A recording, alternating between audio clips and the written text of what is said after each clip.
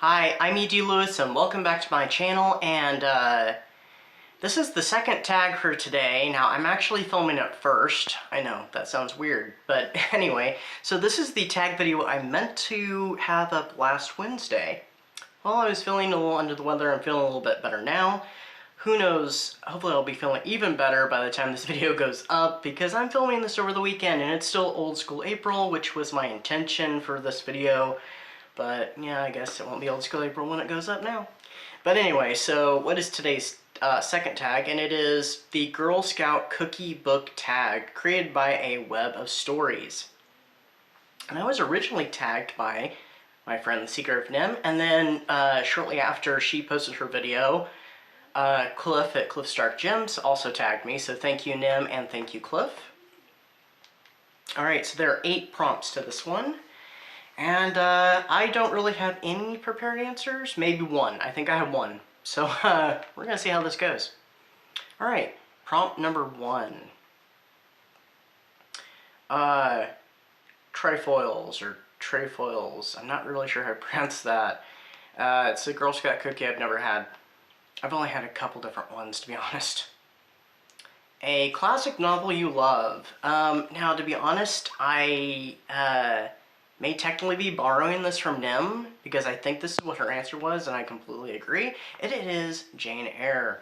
I absolutely love the story of Jane Eyre. Some people have some issues with it, and I understand where they'd be coming from.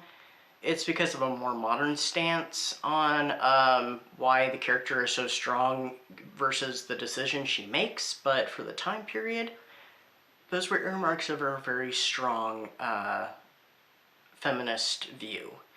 And I guess in some ways you probably could still view it that way, but I absolutely love the story. It's a great book. Yeah, there are some relatively cringy moments, but I have a tendency to chuck it up to that was the time period.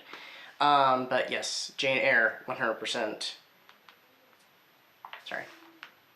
Number 2, Lemon Ups. I've never had these either. A book you find inspiring. Ooh. Book I find inspiring.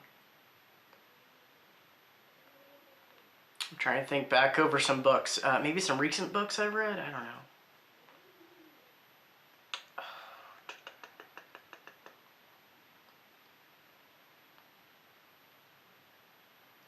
You know, I'm not really sure. Yeah, I cannot think of an answer for this, a book I find inspiring. I guess I could go to my favorite book of all time, because, I mean, if I had read it at the, time when I wish I had read it in high school, that would have been, great. I think it would have helped me a lot, and I think it might have strengthened me a bit, and that was Simon versus the Homo sapiens Agenda. Yeah, so I find that one rather inspiring. On a personal side. Number 3 is Samoas, a comforting book.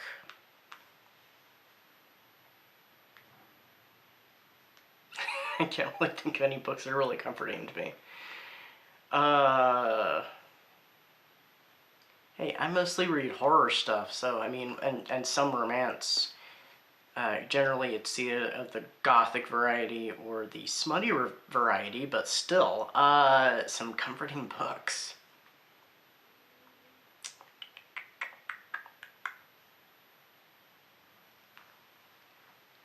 That's not gonna help.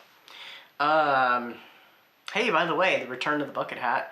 I have been wearing this pretty much on and off throughout April and some of March since spring started. So I just don't think it appeared in my vlog, which is coming up soon.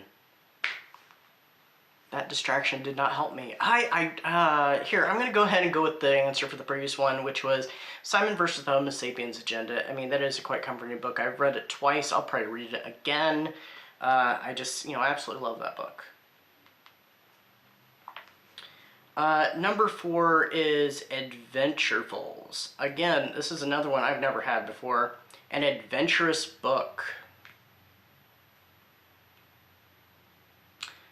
Here, I'll go with one I recently read, and I'm going to be doing a review on it, and that is Against the Darkness by Kendara Blake. It is the 3rd in the Buffy the Next Generation trilogy, which I think we were all calling it the In Every Generation trilogy, but I guess its official name must be Buffy the Next Generation, and yeah, it was quite adventurous. There was a lot of plot twists, there was a lot of high stakes, and there was some little mini adventures that happened beyond the main plot of the book. So yeah, definitely adventurous book.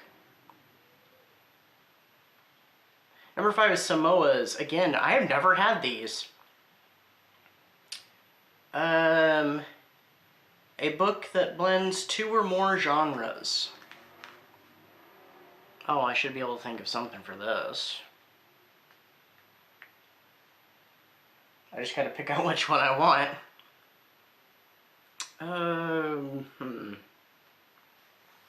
Do I have one nearby I can use as an example? I can't talk clearly. Oh, yeah, here. I've talked about this book before.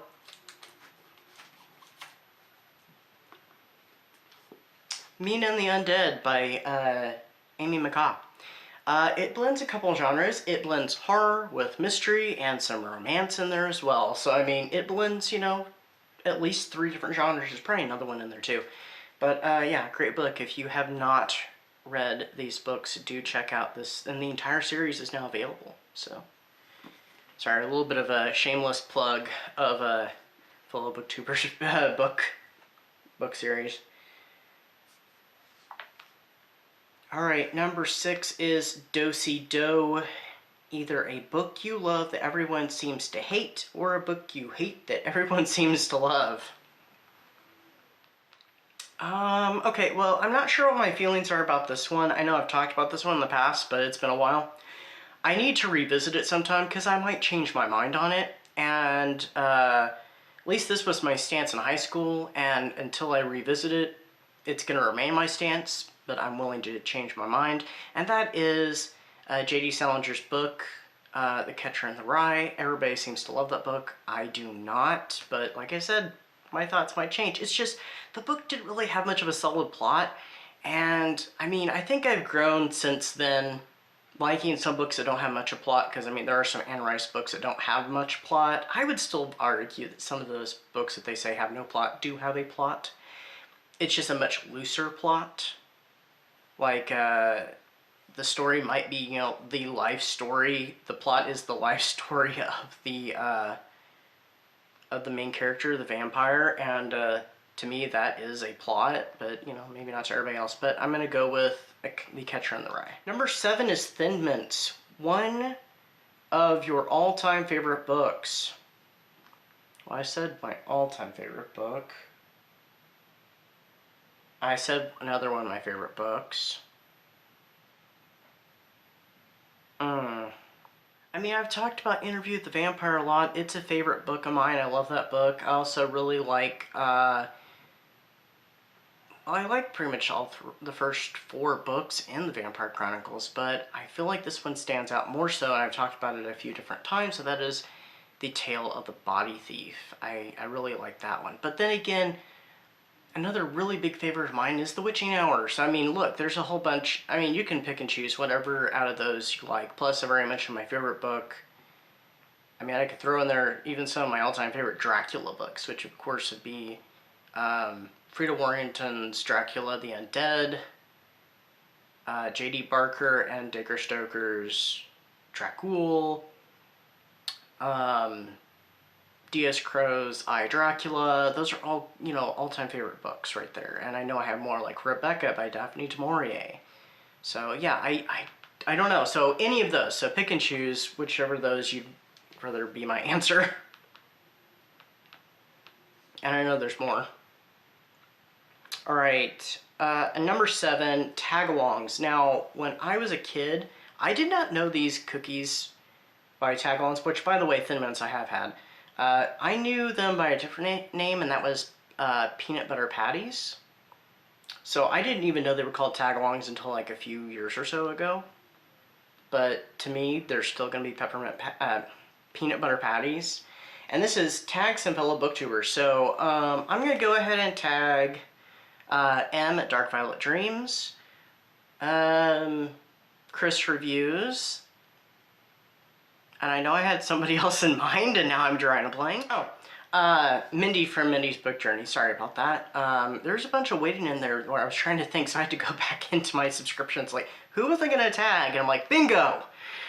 So I'm editing all that out. So anyway, yeah, so that's who I'm tagging, and I hope everybody had a great Old School April, and I hope everybody's having a great May. I know it's just the start of it, but yeah. So I have my Old School April vlog coming up on Saturday, so tune in for that, and as always, stay safe, stay spooky, and I'll see you then.